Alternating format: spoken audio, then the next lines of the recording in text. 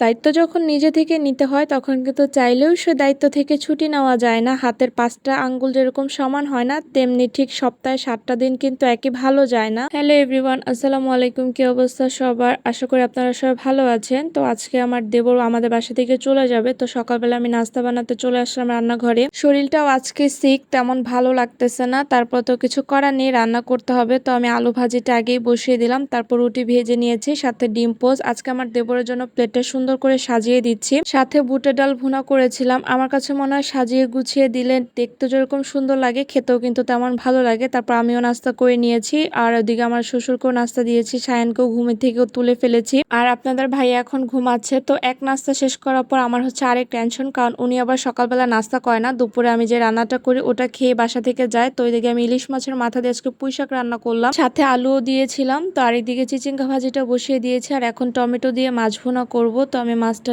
ভেজে নিয়েছি, তারপর সব মশলা দেওয়ার পর ভালো করে কষে টমেটোটা দিয়ে দিলাম, তারপর ভাজা মাছটাও দিয়ে দিব। পাশে যখন কেউ আসে তখন আমার অনেক খুশি লাগে, কিন্তু যখন চলে যায় তখন আমার মনটা অনেক খারাপ হয়ে যায়। ওর এখন কিছুটা সুস্থতা ফিল করতেছে, এর জন্য ভাবলো ও চলে যাবে, আবার যখন ডাক্তার দেখাবে তখন আবার আসবে আমাদের বাসায়। সন্তানের প্রতি বাবার ভালোবাসা মনে হয় এরকমই থাকে। আপনাদের ভাইয়া তার ছেলেকে ছাড়া এক মুহূর্ত থাকে না, এত কষ্ট করে বরিশাল যায় জার্নি করে, ঠিক তখনই ওই রাতেই ফিরে আসে উনি। যতই রাত হোক না কেন উনি ঢাকায় ব্যাক করবেই। তো আজকেও তার ব্যতিক্রম হবে না, উনি বিকালবেলায় রওনা দিয়েছে, তো চলে আসবে রাত 12টা-1টার মধ্যেই। এছাড়া এখন তো পদ্মা সেতু আছে, বরিশাল যেতে বা আসতে কোনোটাই সময় লাগে না। আমাদের ননাস বা সবাই ওকে বলে যখন বরিশাল যায় থাকতে, কিন্তু সে তার ছেলের জন্য এক মুহূর্তও থাকে না। এখন তো শায়ন অনেক ছোট, তাই ওকে এখনো ঢাকার বাইরে কোথাও নিয়ে যাওয়া হয়নি। অনেকবারই প্ল্যান করা হয়েছে যে আমরা বরিশাল যাব, ইনশাল্লাহ শায়ন আর একটু বড় হলে আমরা যাব। তো কথা বলতে বলতে আমার সব রান্নাই দুপুরে শেষ। বিকালে আপনাদের ভাইয়া আর আমার দেবর দুজনেই চলে গিয়েছে বরিশাল। তো এখন হচ্ছে আমার সন্ধ্যার দিকে আমার রাতে খাবারের জন্য আমার কিছুই খেতে মন চাচ্ছিল না, ভাবলাম ঝাল ঝাল করে একটু ভর্তা বানাই। দুপুরে আমার জন্য মাছ 1 পিস, মানে রাতে যেটা খাবো সেটা রেখে দিয়েছিলাম, ভেবেছিলাম যে ভেজে খাবো, পরে ভাবলাম যে ভর্তা বানিয়ে খাই। মাছ ভাজার সাথে সাথে আমি গোটা পেঁয়াজ আর গোটা রসুনও ভেজে নিয়েছি, তারপর মাছটা এপিট ওপিট করে হালকা করে ভেজে নিব, যেহেতু ভর্তা বানাবো যাতে প্রপারলি সিদ্ধ হয় ওইভাবে ভেজে নিলেই হবে। পাশের চুলায় টমেটো সিদ্ধ দিয়েছিলাম, এখন ভালো করে পেঁয়াজ আর শুকনো মরিচটা ভালো করে মেখে নিব লবণ দিয়ে। আজকে কাঁচা পেঁয়াজ দিয়ে ভর্তা বানাচ্ছি, জামাইয়ের কারণে তো কাঁচা পেঁয়াজের ভর্তা খেতে পারি না, আজকে যেহেতু উনি বাসায় নেই তাই ভাবলাম আমি আজকে মজা করে ভর্তা বানিয়ে খাবো।